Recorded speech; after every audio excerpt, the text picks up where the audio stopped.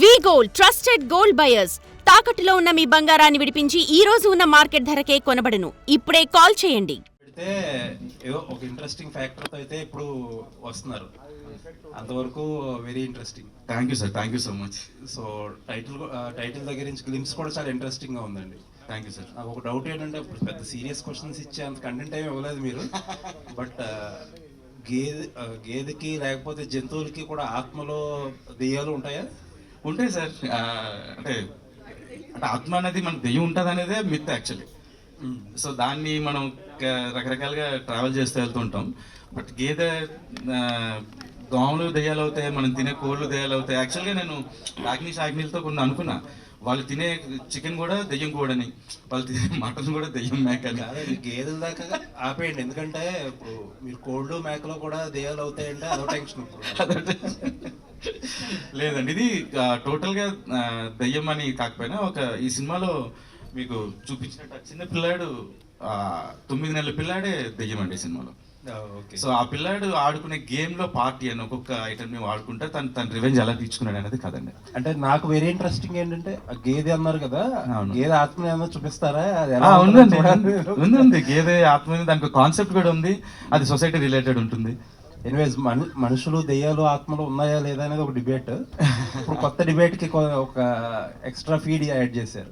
Maybe sir. Congratulations first. చాలా మీకు 5వ గారు తింటే కడుపు నిండింది, కానీ మాకు మిమ్మల్ని ఇక్కడ చూస్తుంటే కడుపు నిండుతుంది. థ్యాంక్ యూ సో మచ్ అండి. ఎందుకంటే ఐ నో యువర్ స్ట్రగుల్, ఎంత కష్టపడ్డారు. మిగతా 2-3 గారెలు కూడా వేస్ట్ పోలేదండి. నెపోలియన్ పేరుతోనూ ఆ షాడో ఒకటి, ఇంకొకటి ఒక చిన్న 5 పైసలు ఇటుపోతుంది దాని మీద ప్రతినిధిగానే చాలా, అంటే there is so much of different content. Time పడుతుంది సార్, టైం పట్టింది. దానికి భోగేంద్ర గుప్తా అనే ఆయన నెయ్యి పోసాడు అంతే తప్ప అది మీ జర్నీ చాలా మంచి జర్నీ అండి. మీరు సినిమా చూసిన ప్రతి ఒక్కళ్ళు కూడా మిమ్మల్ని చెప్తారు, సూపర్ గా చేశారు. ఇది కూడా నాకు చాలా నచ్చింది, నెపోలియన్ రిటర్న్స్ అనేది. All the very best. Thank you so much అండి. క్వశ్చన్స్ ఫ్లోలో అడుగుతానండి. షూర్. రవి గారు, సార్ చెప్పండి. సినిమా చూస్తేనేమో తెలుగు, టైటిల్ ఏమో ఇంగ్లీష్లో, ఏంటి అంటే అది ఇంతకు ముందు నెపోలియన్ అనే క్యారెక్టర్తో సీక్వెల్ లాగా కాదు, ఫ్రాంచైజ్ లాగా తీసుకెళ్తున్నా, ఒక ఐడియాని తీసుకెళ్దామని. కాకపోతే నెపోలియన్ ఈజ్ ఇంగ్లీష్ టైటిల్, అంటే క్రిస్టియన్ వాళ్ళ దట్టు మనకి ఫ్రెంచ్ లీడర్ అది ఉంది కదా. సో రిటర్న్స్ అనేది తెలుగులో రాసేటప్పుడు వీటిలో అంత ఇదిగా వెళ్ళట్లేదు. అండ్ ఇప్పుడున్న సిచ్యువేషన్లో అందరూ నెపోలియన్ అనేది అందరికి తెలుసు, రిటర్న్స్ అనేది కూడా ఇంగ్లీష్లో ఉంటే బెటర్ అని. బట్ మేబీ ఇది ఫస్ట్ ఇది కాబట్టి నెక్స్ట్ రిలీజ్ వాల్ పోస్టర్స్ ఆ టైంకి వచ్చినప్పుడు నేను I go with Telugu posters కూడా వెళ్తానండి. అంటే హర్రర్ చాలా వచ్చినాయి, బట్ ఏం కొత్తగా చూపించబోతున్నారు ఇందులో? అండి, ఇంతవరకు 9 నెలల పిల్లాడు దెయ్యమే రివెంజ్ తీసుకోవడం అనేది నాకు తెలిసి ఇక్కడైతే లేదు. ఈవెన్ నేను వరల్డ్లో కూడా ఇక్కడ చెక్ చేశాను, ఎక్కడ దొరకలేదు. So 9 months bye. సో మీరు ఇప్పుడు చూస్తే పళ్ళు కూడా ఉండవు, ఎందుకంటే 9 నెలల పిల్లాడికి పళ్ళు కూడా ఉండవు. సో అలాంటి చిన్న అలాంటి పిల్లాడి తాలూకా రివెంజ్ స్టోరీ ఇది. సో దెయ్యం అయితే 60 ఏళ్ళలోనైనా 1 year అయినా సరే దెయ్యాలకు ఉండే శక్తులు దానికే ఉంటాయనేది మనం ఎలాగో రాసుకుంటాం. మాట్లాడతాయి. ఐ థింక్ ట్రై చేయొచ్చాము. ఐ థింక్ 9 నెలలు అన్నారు కదా, 9 నెలలకు మాటలు రావు. అంటే దెయ్యం ఏదైనా చేయొచ్చు, నా పరిగెడుతుంది, చంపుతుంది, డైపర్ వేసుకుని వచ్చి చంపేస్తాను. ఓకే, ఆల్ ద బెస్ట్ అండి. థ్యాంక్ యూ అండి. హాయ్ రవి గారు. హాయ్ రవి గారు. హాయ్ అండి. మీరేమో కేసు పెట్టిందేమో గేదె మీద పెట్టారు, ఇప్పుడేమో బాబు అంటున్నారు. అసలు ఎవరు గేదె ఏంటి మధ్యలో? బాబు తాలూకా స్టోరీ రివెంజ్ స్టోరీ అండి. బాబు అంటే ఒక దెయ్యం పని చేయాలంటే దెయ్యాలకి ఇప్పుడు సాకినికి డాకిని ఎలా తోడు ఉంటుందో, ఒక దెయ్యానికి ఇంకో దెయ్యాలు తోడున్నాయన్నట్టుగా, అంటే కొన్ని థింగ్స్ని ఎలివేట్ చేయాలంటే నిజంగా వేరే ఎవరు ఉన్నారు అతను అలా కాకుండా ఒక గేదె దెయ్యం అవ్వచ్చు. అంటే ఫ్రాంక్లీ చెప్పాలంటే ఇందులో లేదు కానీ గాడిద కూడా దెయ్యం అవుతుందండి. అది అడుగుతుంది, ఏంటండి లంచం తీసుకున్నవాడు గాడిద అని చెప్పి టీవీలో వేస్తుంటారు, మా లైఫ్లో మేము ఎప్పుడు తీసుకున్నామని అడుగుతుంది, మమ్మల్ని ఎందుకు ఇలాగా బ్యాడ్ నేమ్ చేశారు అని. సో అట్లా రకరకాల థింగ్స్ ఉన్నాయి సినిమాలో. సో ఇట్స్ ఓన్లీ ఫర్ ఫన్గా తీసుకున్నానండి. అండ్ ఇంకోటి ఏంటంటే ఈ film totally out and out entertainment మీద, కామెడీ మీద ఉంటుంది, నో సీరియస్నెస్. టైటిల్ పెట్టడం కోసమేమో రామ్ ప్రసాద్ గారు మీరు కలిసి ఒక భూత వైద్యుడి దగ్గరికి వెళ్ళినట్టు. అవునండి. నెక్స్ట్ సాంగ్ లాంచ్ వీటికి ఎక్కడికి వెళ్తారు? అంటే నెక్స్ట్ ఆ టైంకి ఇంకా కొత్తది ఏదైనా ట్రై చేద్దామని, అంటే ఎంత కొత్తగా ఆలోచించి ట్రై చేస్తే అంత రీచ్ అవుతుంది అనేది ఒక దీని మీద ప్లాన్ చేసామండి. అది ఓకే అండి, all the best. Thank you so much అండి. నా కంగ్రాట్స్ అన్న. థ్యాంక్ యూ అండి. గారి పురాణం బాగుంది. సో అంటే ఈ మధ్యన వచ్చే కొన్ని సినిమాలు ఏంటంటే టైటిల్ వల్ల ఫ్లాప్ అయినాయి, టైటిల్ వల్ల జనాల్లోకి రీచ్ అవ్వలేదు అనే వాళ్ళు చాలా మంది ఉన్నారు. కొంతమంది ఓపెన్గా మాటలు కూడా ఆడారు. అయినా మళ్ళీ మీరు డేర్ చేస్తున్నారు ఏంటి అంటే మంచి కాన్సెప్ట్ తీసుకుంటున్నారు అండ్ ప్రమోషన్ కూడా చాలా బాగుంది. సో అంటే మంచి కాన్సెప్ట్ జనాల వరకు వెళ్తే దానికి ఉంటుంది కదా, సో ఏంటని?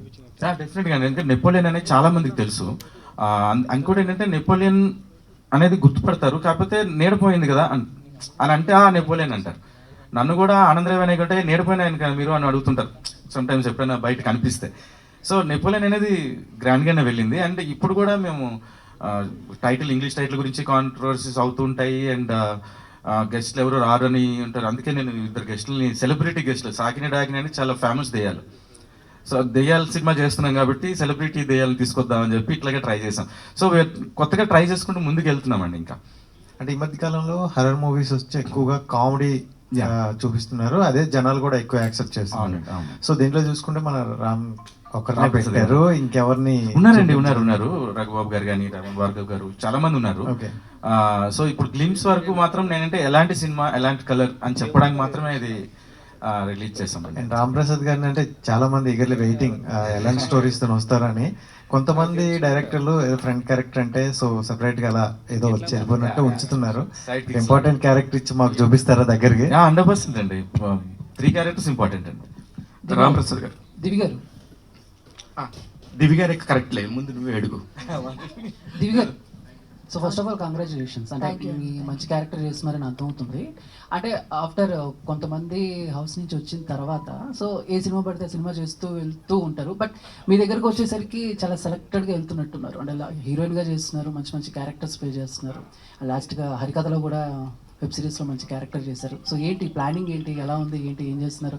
అంటే ఎక్కువ ఛాన్సెస్ వస్తున్నా కూడా సెలెక్టివ్గా వెళ్తున్నారా లేకపోతే వచ్చినవి చేసుకుంటున్నారా? లేదు ఈ సెలెక్టివ్గానే. అంటే మన కథ చాలా మంచి కథ. రవి గారు చెప్పినప్పుడు అసలు ఇంకెవ్వరికి చెప్పొద్దు ప్లీజ్, ఇంకా ఇక్కడికి నా వరకే వదిలేసేయండి, ఇంకెవరికి చెప్పొద్దు అని చెప్పేసి మాట్లాడడం జరిగింది.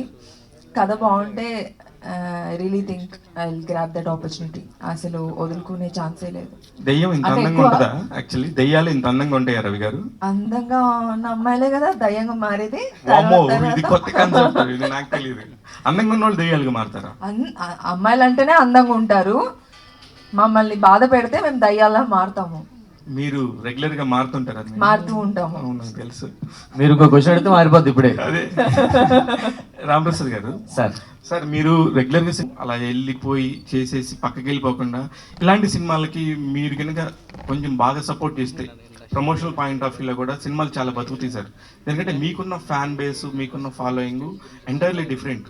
అది మీకు తెలుస్తుందో తెలీదో నాకు తెలియదు, కానీ మొన్న ఈటీవీ 30 ఈవెంట్లో చూసినప్పుడు చిరంజీవి గారు కూడా ఆయన రిఫ్రెష్ అవటం కోసం మీ ఈవెంట్స్ చూసి నేను ఎంజాయ్ చేస్తానని చెప్పారు, అంత పెద్ద స్టేజ్ మీద. అవును సార్, చాలా. మీరు కొంచెం సినిమాలకి సపోర్ట్ చేయండి సార్. సార్ నేను ఈ సినిమాకి టైమింగ్ కూడా చూడకుండా సార్ ఇలా చేద్దామంటే నేనంటాను సార్ షూటింగ్ లేట్ అయిపోతుంది, కొంచెం త్వరగా చేద్దాం సార్, ఈ డేట్ క్యాన్సిల్ అయ్యో ఎవరు సార్ క్యాన్సిల్ చేశారు వాళ్ళతో మాడదామా అని నేనే ఫోన్ చేసి సార్ లేట్ అయిపోతుంది సార్ త్వరగా చేద్దాం సార్, మంచి సినిమా సార్, ఎందుకంటే కథ నాకు తెలుసు సార్, నాకు నిజంగా చెప్తున్నాను నెపోలియన్ అయిన తర్వాత సారే ఒకసారి కలిసి మన ఇద్దరం చేయాలి సార్, మన ఇద్దరం అంటే ఏదో కనిపించడం ఏదో జబర్దస్త్ ఫ్యాన్గా చెప్తారులే కలిసి చేద్దామని అనుకున్నా అంతే. అది గుర్తు పెట్టుకొని అది మళ్ళీ ఫోన్ చేసి సార్ టైం వచ్చింది సార్ అన్నారు. ఏంటి సార్ అంటే మన సినిమా చేస్తున్నామంటే వెళ్ళాను, ఆఫీస్కి వెళ్ళి కథ విన్నాను, ప్రొడ్యూసర్ గారు వచ్చారు, అంతా మాట్లాడారు, కథ బాగా నచ్చింది, త్రూ అవుట్ ఉండే క్యారెక్టర్ చేసి చాలా లేదు నేను కూడా. సో నాకు నచ్చింది కాబట్టి నేను చేస్తున్నాను. ఆ సినిమాకి నేను ఎంత సపోర్ట్ చేయాలో అన్ని సపోర్ట్ చేస్తాను, ఈవెన్ ఫైనాన్షియల్ కూడా సపోర్ట్ చేశాను సార్. చెప్పలేండి సార్, పేమెంట్ తగ్గించుకున్నాను. అందుకనే సార్, అందుకనే చెప్తున్నాను. ఖచ్చితంగా ఒక సినిమా నిజంగా నించోవాలంటే మీలాంటి వాళ్ళు అంటే ఎస్పెషల్లీ ఈ జానర్ ఆఫ్ సినిమాస్ వీటికి సంబంధించిన. ఇంకొక ప్రశ్న సార్, డైరెక్టర్ రవి గారు నాకు డైరెక్టర్గానే తెలుసు, ఆనంద్ రవి, కానీ ఆయన అంతలో అంత మంచి నటుడు ఉన్న సంగతి నెపోలియన్ వచ్చిన తర్వాత తెలిసింది. ఇప్పుడు మీకు డైరెక్టర్గా ఆయన ఇష్టమా, నటుడుగా ఇష్టమా సార్? పాపం అతని స్ట్రగుల్ నేను చూస్తున్నాను సార్. అక్కడికి వెళ్ళి యాక్షన్ చెప్పి ముందుకు అతను వచ్చేయాలి, ఈ లోపల యాక్ట్ చేస్తున్నాడు చేసి అక్కడ మొదటిలో ఇతనే కట్ చెప్పేస్తున్నాడు, నాకు అర్థం అవ్వట్లేదు. సీన్ చేసి కట్ కూడా చెప్పుకుంటున్నారు, కట్ అయిపోయింది, అయిందా ఒకసారి చూడండి వస్తాను. సూపర్. సో ఈ స్ట్రగుల్ నాకు అతను యాక్టర్ నచ్చారు, డైరెక్టర్ నచ్చారు, రెండు నచ్చారు నాకు. కానీ ఎటో ఒక వైపు పర్సంటేజ్ 0.1% ఉంటుంది కదా సార్, కొంచెం హానెస్ట్గా చెప్పొచ్చు ఇది. హానెస్ట్ అంటే కథ విన్నాను, అతను నరేట్ చేశారు కాబట్టి యాజ్ ఎ డైరెక్టర్గా నేను మార్క్స్ ఇస్తాను సార్. ఎందుకంటే అతను చెప్పినప్పుడు నాకు కథ కనిపించింది, పాపం స్ట్రగుల్ కనిపించింది. సో అందుకని నేను యాజ్ ఎ డైరెక్టర్గా ఇస్తాను 1 మార్క్. సూపర్. అయితే ఈ ఒక్క ప్రశ్న, భోగేంద్ర గుప్తా గారు అసలుకి మామూలుగా బేరాలాడు. అంటే ఒక నిజమైన ప్రొడ్యూసర్కి ఉండాల్సిన లక్షణం సార్. నేను కామెడీకి చెప్పట్లేదు. భోగేంద్ర గుప్తా గారు మీకు నిజంగా చాలా మంచి లక్షణాలు, పెద్ద ప్రొడ్యూసర్ అవుతారని నేను గత సినిమాలో కూడా చెప్పాను. ఇట్లాంటి సినిమాకి ఆయన వైపు నుంచి మీరు ఆలోచించింది ఏంటి సార్? సార్ నేను భోగేంద్ర గుప్తా గారు ఎప్పుడు కలలేదు. ఈ సినిమా అప్పుడు కలిసి ఇద్దరం రూమ్లో సార్ అన్నారు, సార్ రెమ్యునరేషన్ విషయాలు ఏమంటే ఫైనాన్షియల్ విషయం సార్ మాడతారంటే రాగానే వచ్చారు, తలుపు గడ పెట్టారు, ఒక గ్రీన్ టీ పెట్టారు, తాగుతూ చాలా కన్విన్స్ సార్. తెలియకుండా మనం ఏమవుతుందంటే కన్విన్స్ అయిపోతామంట, నా కోసం చేయండి సార్. అసలు నీట్గా మాట్లాడిన తర్వాత సరే అవన్నీ ఎందుకు, కథ బాగుంది చెప్తున్నాను సార్. నాకు ఎప్పుడైనా అవసరం ఉంటే నేను వేరే విషయాలు చెప్తున్నాను. చాలా ఫ్రెండ్లీగా ఉంటారు. లొకేషన్కి వస్తే ఏం కావాలి సార్, అన్ని బాగానే ఉన్నాయి, ఏం కావాలి అంటే మనం ఇచ్చిన దాంట్లో బెస్ట్ ఇస్తే చాలు సార్. నాకు అది ఇచ్చారు అతను. నేను మాట్లాడిన తక్కువైనా సరే, అది ఏం చేసినా సరే అతను నెక్స్ట్ సినిమాకి ఎంత ఇస్తారు కూడా ఎక్స్పెక్ట్ చేయగలను. ఇంకా కాదు సార్, ఇంకా కంటిన్యూ. ఇది ఒకసారి పరిచయం కదా, మొదటి పరిచయం కదా, ఇంకా మనం ఇండస్ట్రీ నుంచి వెళ్ళిపోయిన దాకా ఆయనతో పరిచయం తప్పదు మనకి. నాకు అర్థమైపోయింది సార్. అది మంచి అసలు సినిమా స్టార్టింగ్ ఇంకా షూటింగ్ స్టార్ట్ అయ్యి ఒక షెడ్యూల్ అయిన పార్టీ పెట్టుకుంటారు. మన ఊరికే సినిమా స్టార్ట్ అవ్వకుండా ఒక పెద్ద పార్టీ ఇచ్చారు సార్ అతను. ఇస్తాడు సార్, అలాంటి వాటితోనే పడేస్తాడు భోగేంద్ర గుప్తా గారు. సార్ నిజంగానే ఇప్పుడు అప్రోచ్ అవ్వాలంటే ఖచ్చితంగా వాళ్ళ ముందు ఉండాల్సింది హిట్ అనే 2 ఎక్స్ట్రాలు. అవునండి. వాటిని పట్టించుకోకుండా ఒక ఇట్లాగా ఆనందరావు ఏంటి ఇప్పటి నుంచి లేడు సార్, ఎప్పుడు 2005-6 నుంచి కష్టపడుతున్నాడు, స్ట్రగుల్లో ఉన్నాడు. అలాంటి ఒక స్ట్రగుల్ ఉన్న వ్యక్తిని మీరు నమ్మి ఈ రోజున ఇక్కడ దాకా తీసుకురావడం అనేది చాలా పెద్ద విషయం. First of all congratulation sir. Thank you అండి. మీరు ఏ పాయింట్ మీరు అంటే మీరు చెప్పింది కొంచెం ఎగ్జాగరేషన్ ఏమో. రవి గారే నాకు సినిమా నేర్పించారు. నెపోలియన్కు ముందు అసలు ఒక సెకండ్, నెపోలియన్కి ముందు నేను ఏ రోజు షూటింగ్ కూడా వెళ్ళింది లేదు. నాకు ఫ్రెండ్స్ ఉన్న ఇండస్ట్రీలో రవి గారే యాక్చువల్గా చెప్పాలంటే మా బిగ్ బాస్. ఇవాళకి నా దగ్గర ఇంకా నేను డిజిటల్ ఫిల్మ్స్ కూడా చేస్తుంటాను. అట్లో డైరెక్టర్తోనే డిస్కషన్లు ఉంటాయేమో కానీ రవి గారి దగ్గర డిస్కషన్ ఎప్పుడు ఉండదు. ఆయన ముందు రోజు వచ్చి ఇవాళ తీస్తున్నానంటే అది తీయించుకోవడం అంతే. ఎందుకంటే ఆయన మీద నాకున్న గౌరవం అలాంటిది. గౌరవం అని అంత పెద్దవాడు కాదు కానీ ఆయన అంటే ఒక బిగ్ బాస్ టైప్ మాకు. కరెక్టే. ఆల్రెడీ ఇండస్ట్రీలో కొద్దిగా నేర్చుకుంటే ఇంకా బిగ్ బాస్ ఎవరైతే నేర్పించారో ఇంకా వాళ్ళతో అవసరం ఉండదు. అయ్యో అలాగే ఉండదండి, అదే ఇండస్ట్రీ కదా సార్. లేదు లేదు లేదు, మాకు ఎప్పుడు బిగ్ బాస్ అయినా. నేను ఇంకొక సబ్జెక్టులు ఏదైతే రెడీ చేస్తాను అవి కూడా ఆయనకి వినిపిస్తుంటాను నేను. Super sir. ఈ సినిమా ద్వారా ఒక నిమిషం, బికాస్ ప్రతిదానికి సక్సెస్ కొలమానం కాదండి, అది నమ్ముతాను నేను. ఎందుకంటే నేను బిజినెస్ ఫీల్డ్ నుంచి వచ్చాను.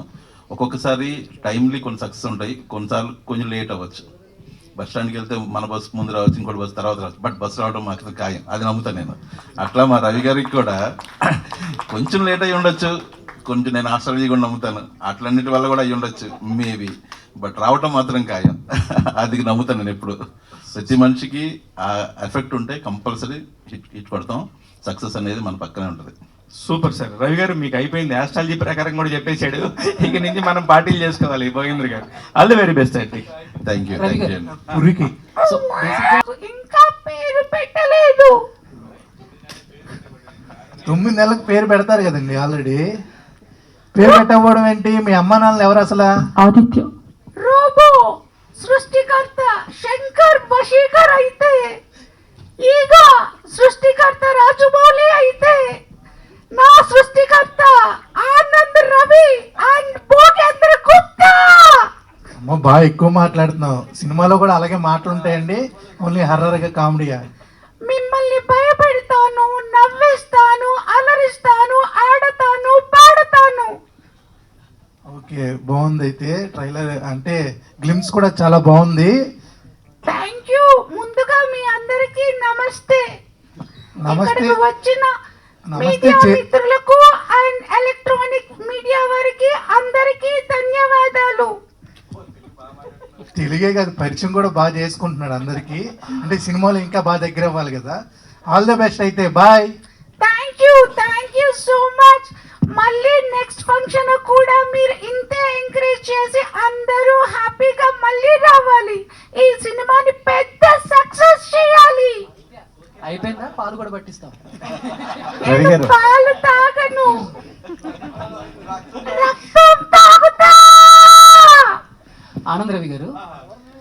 షూట్ చేయాలి, అవి చాలా రిస్కీగా ఉంటాయి. అంటే లాస్ట్ టైం పొలిమేరా టైంలో కూడా అనిల్ గారు చెప్పారు, అడవుల్లోనూ కొన్ని శ్మశానాల్లో కూడా కొన్ని సీన్లు షూట్ చేసాము. సో నెపోలియన్ రిటర్న్స్కి వచ్చేసరికి అలాంటి రిస్కీ షార్ట్స్ ఏమన్నా చేశారా, రిస్క్ ఏమైనా చేశారా? ఉన్నాయండి. అది కొంచెం దెయ్యాల సినిమా అంటేనే మర్రి చెట్లు లేని దెయ్యాల సినిమా ఉండదు. సో అట్లా అవుట్డోర్లో రిస్క్ అని ఏం లేదు కానీ బట్ కన్స్ట్రక్టివ్గా ఒక కంట్రోల్ లొకేషన్స్లోనే జాగ్రత్తగా చేసుకోండి. అంటే ఎలాంటి లొకేషన్స్లో చేశారు? అంటే రియల్ అంటే డిఫరెంట్ లొకేషన్స్ అంటే ఒక అంటే ఇందులో చేతబడులు అవన్నీ చాలా రెగ్యులర్గా మనం చూస్తుంటాము. బట్ ఇందులో ఒక కొత్త రకమైన తోడేల్ని పెట్టుకుని ఒక పూర్తిగా కొత్త మంత్రాలు, కొత్త పూజలు రాసాము. It's like continue new. అందుకని సో అంత రిస్క్ అయితే ఏం లేదు. రవి గారు, అంటే ఎక్కువగా మనకి ఇక్కడ పుర్రిలే కనిపిస్తున్నాయి, సో మిడిల్లో కూడా అదే పెట్టారు. ఏంటి స్పెసిఫిక్గా అంటే ఆ పుర్రితోనే ఏమైనా ఉందా? అంటే ఆత్మ అంటే జనరల్గా ఉంటారు కదా, సో మీరు ఒక్క పుర్రిని హైలైట్ చేస్తూ అవుతుంది ఏంటి? అంటే పుర్రెతో అంటే యూజువల్గా ఇలాంటి పూజలు అవన్నీ చేసేవాళ్ళు సాధారణంగా కపాలాలు అలాంటి వాటితోనే చేస్తారు. సో అందుకని చెప్పి ఇందులో కూడా ఒక ఫిల్మ్లో చిన్నపిల్లాడి తాలూకా కపాలం మీద సినిమా ఉంటుంది. సో అందుకని అది జనంలో చాలా మందికి వెళ్ళాలి అని అంటే సో వచ్చిన వాళ్ళందరికీ అసలు వాట్ కైండ్ ఆఫ్ సినిమా ఇక్కడ ఉన్నామని తెలియడం కోసం ఇంత ఎంట్రీ అదంతా చేయాల్సి వచ్చింది. థ్యాంక్ యూ రవి గారు. సార్ సరిగ్గా సార్ స్టార్టింగ్ నెపోలియన్ వచ్చి నీడపోయిందన్నారు, దాంట్లో ఒక క్లైమాక్స్లో ఒక మెసేజ్ ఉంది. ఇది ఏంటంటే ఒక హర్రర్ వెళ్తున్నారు, హర్రర్ ఫీల్ అండ్ డిఫరెంట్గా దయ్యమాత్మ అంటున్నారు, చిన్నపిల్లలు. ఇందులో కూడా మనకు త్రూ అవుట్ ఫైనల్గా వచ్చేటప్పుడు క్లైమాక్స్ వచ్చేటప్పుడు ఏదైనా మెసేజ్తో వెళ్తున్నారా లేదంటే ఓన్లీ ఫన్ అండ్ ఎంటర్టైన్మెంటా? 98% ఫన్ అండ్ ఎంటర్టైన్మెంట్ అండి, నో మెసేజెస్ నథింగ్ అండి.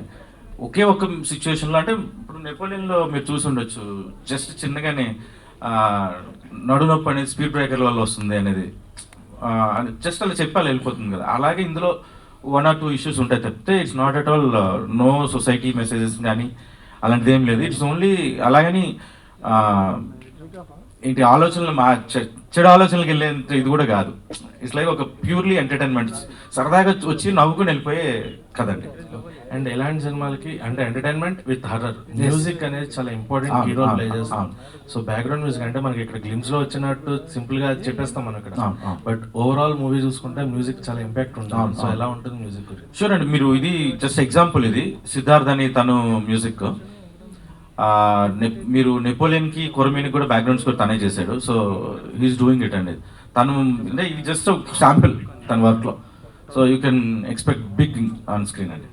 రవి గారు, so sir arc of the story ఏదైనా కానీ కొన్ని ఫిలిమ్స్ని అంటే ఇటువంటి టైప్ ఆఫ్ మీరు జంతువుల ఆత్మ కానీ లేకపోతే 9 నెలల పిల్లల ఆత్మ కానీ వాట్ ఎవర్ అంటే కొన్ని స్టోరీస్ని రిలేట్ చేస్తాయి కదా, లైక్ నయనతార గారి డోరా కావచ్చు, లేకపోతే సాయి పల్లవి గారి కణం కావచ్చు.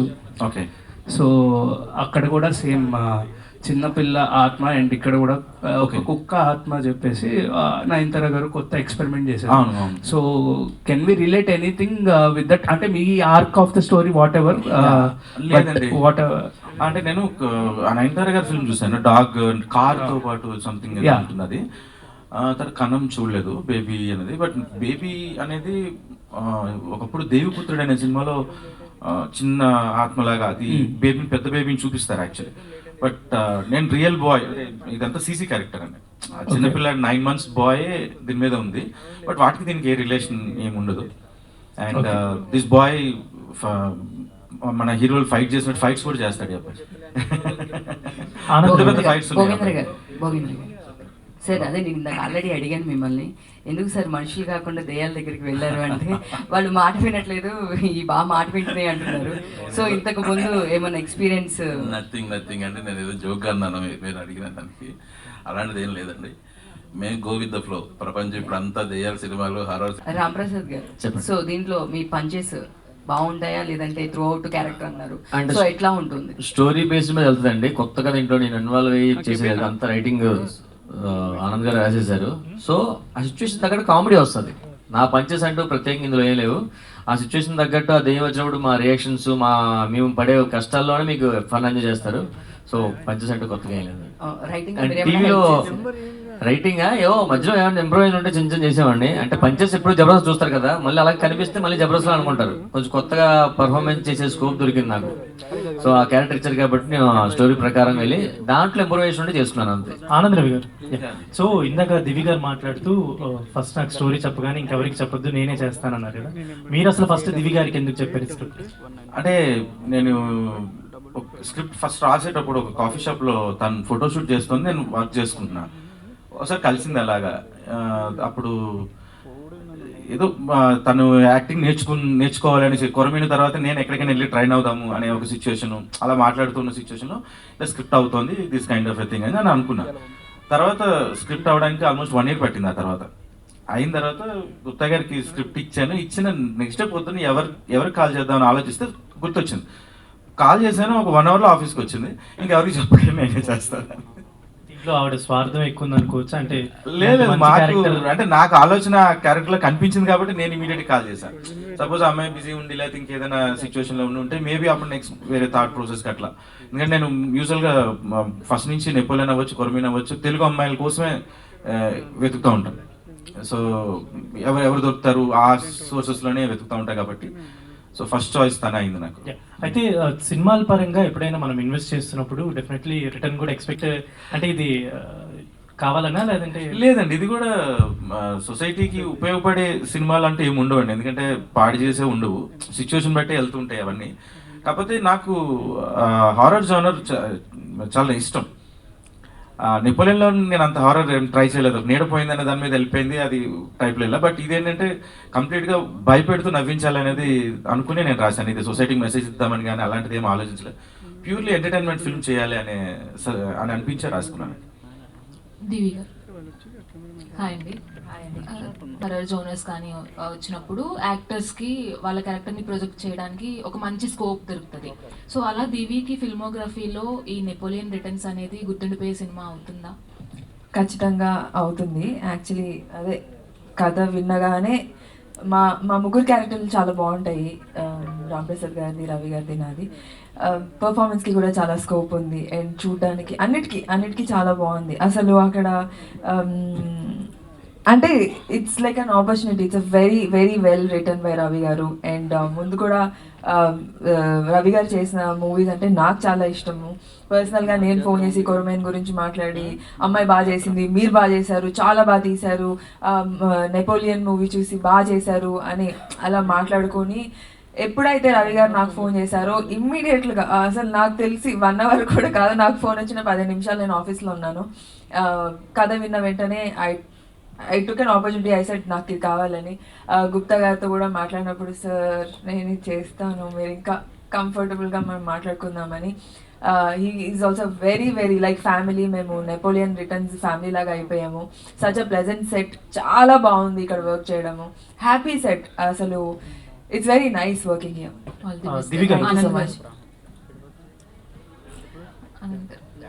ఆ పిల్ల దెయ్యానికి అంటే చాలా ఫార్మ్స్ ఇప్పుడు, అలాగే దివిలో కూడా అంటే ఆ హర్రర్ యాంగిల్ ఏమైనా తన నుంచి చూపిస్తున్నారా లేదంటే ఒక మేకర్? ఉంటుంది అంటే లైక్ ఆ పిల్లాడి ఎవరిని ఎలా వాడాలో అన్ని వాడుతూ ఉంటాడు కాబట్టి. అలాంటప్పుడు పిల్ల దెయ్యాన్ని ప్రెజెంట్ చేయడం కష్టం అనిపించిందా, పెద్ద దెయ్యాన్ని ప్రెజెంట్ చేయడం కష్టం అని? పిల్ల దెయ్యాన్ని ప్రెజెంట్ చేయడం అంటే అది ఒక సినిమా పరంగా ఆలోచిస్తే పిల్ల దెయ్యం రియాలిటీ లేదు. సో మేము ఇమాజిన్ చేసుకుని దాంతో చేయాలి, వాడే వీడు. సో అదే కష్టం అండి యాక్చువల్లీ. మిగతా అంతా కూడా మనం చెప్తే చేసే సిచ్యువేషన్లో ఉంటాం. సో అదేంటంటే ఒక ఫైటర్ కూడా ఫైట్ చేసేటప్పుడు ఈ పిల్లాడిని ఇమాజిన్ చేసుకుని, ఆ వెయిట్ని కూడా ఇమాజిన్ చేసుకుని అతను ఫ్లిప్ అయి కింద పడాలి. అంటే డైపర్ తో కూడా వచ్చి ఫైట్ చేస్తాడు అని అన్నారు. మరి విజువల్ పరంగా చూసుకున్నట్లయితే అది మ్యాచ్ చేయడం అనేది చాలా కష్టం. ఇప్పుడు ఏదైనా ఒక పెద్దవాళ్ళు అంటే రోల్స్ అవి ఓకే, ఏదైనా యానిమల్ అయినా ఓకే, బట్ ఫస్ట్ ఎవర్ అది కరెక్ట్ గా మ్యాచ్ అవ్వాలి, మనకి ఓకే నిజంగా అనిపించాలి. సో దాన్ని ఎంతవరకు మ్యాచ్ చేయగలిగారు? చేసామండి, 100% చేసాము. అది అంటే సీసీ వర్క్ ఇంకా మాకు ఇంకా 2 months 3 months టైం పడుతుంది. బట్ ఏదైతే ఫస్ట్ మాడ్యూల్లో ఎసెక్ట్ ఉంటుందో అది మనం క్రియేట్ చేసేసిన తర్వాతే మేము మిగతా సిచ్యువేషన్స్ వెళ్ళాము యాక్చువల్లీ. కాబట్టి అది created and it's 100% sure ghost 100%. అంటే మీకు ఎలా ఉంటుందంటే సీజీలో అనుకుంటాం కదా సరిగ్గా రాలేదు అని. సో ఫస్ట్ మేము దాని మీదే కాన్సన్ట్రేట్ చేసాం, అది క్రియేట్ చేసిన సినిమా స్టార్ట్ చేసాం actually. Thank you. Divi garu, so మీరు పార్ట్ అవ్వచ్చు. సో మీకు అంటే ఎలాంటి క్యారెక్టర్స్ ఇంకా మీరు చేయాలని అనుకుంటున్నారు, అండ్ మీకు ఇంతకుముందు చేసిన క్యారెక్టర్స్కి వచ్చిన రెస్పాన్స్ ఎలా అనిపించింది? నేను ఇప్పుడు దాకా చేసిన ప్రతి క్యారెక్టర్ నాకు నచ్చింది. కానీ ఇంకా ఒకవేళ నేను చేయాలనుకుంటే నాకు ఒక rebel mass like without makeup Pan Parag వేసుకొని ఆ స్టైల్లో రాగా విలేజ్ రోల్ ఒకటి చేయాలి అని ఉంది. For more videos like this, subscribe Big TV channel.